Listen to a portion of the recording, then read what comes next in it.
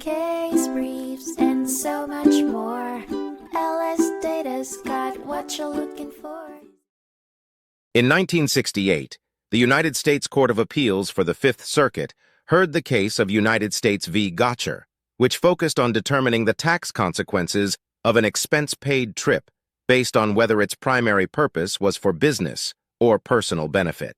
Mr. and Mrs. Gotcher were offered an all-expenses-paid trip to Germany in 1960 to visit various Volkswagen facilities. This trip was organized by Mr. Gotcher's employer and Volkswagen, with both contributing to the costs. After the trip, Mr. Gotcher invested in the Volkswagen dealership in Sherman, Texas, eventually becoming its president and owning a 50% stake. The commissioner claimed that the Gotchers received income from the trip and assessed a tax deficiency, which the couple paid before suing for a refund. The district court held that the cost of the trip was not income for Mr. Gotcher, but was for Mrs. Gotcher, reasoning that economic benefits were not income unless given as compensation for services rendered. However, the appellate court disagreed, stating that Section 61 of the Internal Revenue Code should be interpreted broadly. The decision was ultimately partly affirmed and partly reversed.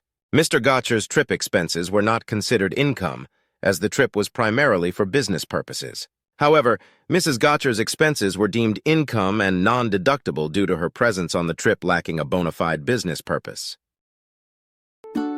Case briefs, and so much more.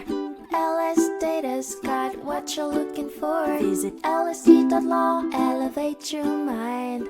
Leave the stress of class.